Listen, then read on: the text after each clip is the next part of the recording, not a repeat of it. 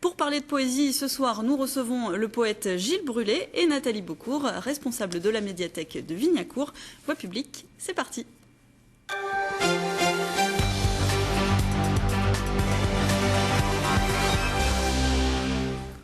Gilles Brulé, bonsoir. Vous êtes donc poète, vous intervenez régulièrement dans notre région. Vous étiez par exemple cet après-midi à la médiathèque de Vignacourt, invité dans le cadre du Printemps des poètes par Nathalie Beaucourt qui est à vos côtés. Bonsoir également. Bonsoir. Merci à tous les deux d'être avec nous. Alors pour commencer, Gilles Brulé, racontez-nous comment vous êtes devenu poète. Alors comment je suis devenu poète? Peut-être en me promenant avec mon père, et mon père était ouvrier. Et souvent, je l'accompagnais, on descendait, j'habitais en banlieue parisienne à Poissy, et on descendait par un petit chemin à travers le parc Meissonnier, et il me scandait le poème de La Fontaine, le chat, la belette et le petit lapin. Voilà, alors je comprenais pas toutes les paroles, mais je comprenais quand même la musique des mots, et je pense que ça m'est resté quelque part. Et je pense que c'est peut-être le déclic de Et c'est un poésie. métier, poète? On en vit? Non, je ne connais pas de poète qui vit de sa plume. Non, ce n'est pas un métier. Non, c'est pas un métier. Souvent, les poètes ont justement une profession à côté, quoi. Ils sont documentalistes, professeurs des écoles, des choses comme ça, quoi. Et vous êtes? Et moi, je suis cheminot. Voilà. Alors pour commencer, on a voulu savoir si les gens lisent de la poésie. Regardez. J'en lis pour ainsi dire pas. Ah non, je lis pas de poèmes. Moi, je lis plutôt des romans. Je prends déjà pas énormément le temps de lire, en général. Et puis, quand je lis, c'est vraiment pour me détendre. Et je pense qu'un poème, il faut réfléchir. Et donc, j'ai pas forcément envie, quand je lis, de réfléchir. La poésie, c'est pas votre truc? Pourquoi? Je sais pas, t'es trop initié, notamment en primaire, au collège, etc. On n'est pas trop initié à la poésie. Donc, c'est vrai que c'est dur d'y prendre goût. On nous obligeait à en apprendre, mais on ne nous apprenait pas à les aimer. J'en lis pas beaucoup, mais je suis sensible quand même à la poésie. J'ai été enseignant, mes élèves écrivaient des poèmes, je travaillais beaucoup ça avec eux. C'est vrai que je n'en lis plus. C'est sûrement dommage. Peut-être aussi, on ne nous en propose pas beaucoup. Au niveau des librairies et tout ça, le rayon poésie, je ne saurais pas vous dire où il est ici. Gilles Brulé, vous êtes d'accord avec ça? L'offre n'est pas suffisamment accessible? Je suis pas sûr. L'offre, si on veut bien aller pousser justement une porte de médiathèque, on trouve toujours de la poésie.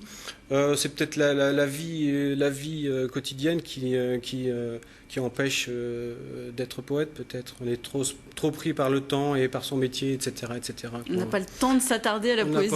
On n'a peut-être, hélas, pas le temps de s'attarder à la poésie, c'est ce qui est bien dommage. Alors pour promouvoir la poésie, il existe depuis plusieurs années le Printemps des poètes. Nathalie Beaucourt, en quoi ça permet d'intéresser le public et notamment les enfants à la poésie, ce Printemps des poètes? Nous, à la médiathèque, nous nous servons de cet événement national du Printemps des poètes pour vraiment provoquer la rencontre d'auteurs avec le public et notamment avec les enfants. Et depuis 2004, donc, nous fêtons la poésie par le biais du Printemps des poètes en invitant chaque année un poète qui rencontre des enfants en atelier d'écriture. Et on prolonge ces actions en général à travers les arts plastiques et on finit toujours nos actions de poésie par une soirée poétique, une soirée de lecture poétique. Donc faire venir la poésie finalement au devant du public. Alors vous parliez des ateliers que vous organisez justement en ce moment. Gilles Brulé, vous étiez aujourd'hui justement à la médiathèque et on va regarder justement ce que ça donne, votre atelier avec les enfants, des images signées Franck Moati et Juliane Ruiz pour le montage. Là on va essayer d'écrire un plus grand poème. On écrit sur le tableau. C'est demain donc on emploie le futur. Demain les vieux chemins sentiront le muguet. Est-ce qu'on peut coincer un papillon là-dedans? Non. Demain, les vieux chemins sentiront le muguet, les couleurs seront nouvelles, les papillons... Les papillons, alors ils voleront, mais ça tout le monde peut le dire, les papillons voleront, les papillons voltigeront, les papillons brilleront, les papillons... sautilleront. Allez, on met ça, les papillons se poseront sur le mot poésie. Les papillons se poseront sur le mot poésie. Nathalie Beaucourt, qu'est-ce qui motive les enfants à participer à ce projet? Bon, ce qui motive les enfants en général à venir à nos ateliers, c'est que je pense que vraiment ils ont un réel plaisir à jouer avec les mots, Et puis, il ne faut pas oublier aussi qu'en atelier d'écriture, on rit beaucoup. Donc ça, c'est une première chose. Sur ce projet présent, je pense que vraiment ce qui les a intéressés, c'est qu'ils vont être acteurs dans la commune, puisque ce projet consiste à écrire des poèmes donc en compagnie de Gilles Brûlé, et de les peindre, de les retranscrire sur 2 murs de la commune. Donc ils ont bien compris qu'ils allaient être acteurs sur leur territoire. Donc le projet n'est pas fini, il va se poursuivre. Voilà. Alors justement, Gilles Brûlé, vous allez peut-être nous dire un petit poème qui sera peint sur les murs de la médiathèque que vous avez écrit avec les enfants. C'est un poème qu'on a écrit avec les enfants mercredi dernier, si j'arrive à me rappeler. Alors c'est beau de voir vivre un nuage par la fenêtre de mes yeux. C'est beau de voir vivre un arbre et ses bourgeons et ses mésanges. C'est beau de voir vivre le printemps avec tout son silence et ses gens promenant leur sourire et ses enfants avec leur cœur sur la tête. C'est beau, n'est-ce pas mon ami, mon frère ? Ben bravo aux enfants aussi qui ont écrit ça avec vous. Alors il n'y a pas que les enfants qui peuvent être tentés d'écrire des poèmes, même si peu de gens en lisent régulièrement. Il est arrivé à beaucoup d'entre nous d'en écrire au moins une fois. C'est le cas par exemple de Robert de Botor qui nous a laissé un petit poème sur le répondeur. On l'écoute. J'aime beaucoup la poésie et je viens d'en faire un petit poème sur FR3 là. Alors, j'aime la poésie, telle est ma fantaisie. J'aime surtout regarder la Troie. Et nous sommes heureux comme des rois, car ces programmes sont toujours admirables et nous n'en perdons pas un seul gramme.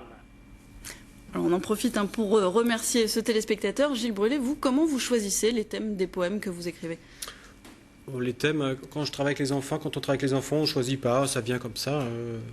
Souvent, c'est spontané, il n'y a pas trop de préparation. Et vous, quand vous écrivez, ça vous arrive d'être, je sais pas, dans la rue et de vous dire tiens, ça m'inspire, j'ai envie d'écrire Oui, bien sûr, partout, dans la rue, dans le métro, dans le train, en campagne, dans mon jardin, partout. Vraiment, la poésie peut se transporter partout, c'est ça qui est son intérêt.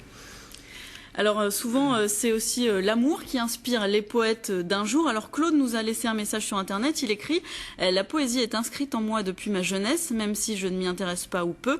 Pourtant, un état d'esprit m'a amené à créer il y a 10 jours un petit poème, chose que je n'avais jamais faite dans ma vie. Un poème et qu'il a intitulé « Love for Sandrine ».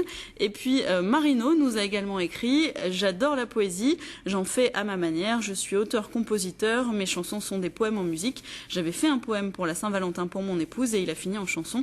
Écouter ou lire des poèmes détend. Et écrire des poèmes, ça détend aussi ? Je dirais même ça détend et ça soigne aussi. Ça soigne. Eh bien justement, à ce propos, on va écouter le message de Marie-France de Villers-Cotterêts. Je suis écrivain et notamment poétesse. D'avoir écrit des poèmes sur ma peine lorsque j'ai perdu mon premier mari, eh bien ça m'a sorti peut-être de la dépression ou même du suicide. Donc les mots que l'on écrit peuvent sauver la vie, apportent aussi le bonheur. Effectivement, c'est un témoignage fort. Qu'est-ce qui vous a poussé à écrire ? Ce que je vous ai dit tout à l'heure, quand je me promenais avec mon père, sinon, à force de lire aussi, quand on lit des poètes, et quand on lit beaucoup de poètes et même de romanciers, il y a beaucoup de romanciers qui sont poètes, forcément, on a un moment où on passe à l'écriture, quoi.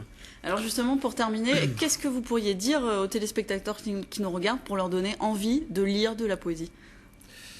Envie de lire de la poésie, il suffit que, je ne sais pas, s'ils ont la chance d'avoir une petite porte dans leur jardin ou d'avoir un jardin, ils poussent la porte et ils vont se promener, voilà, ça suffit.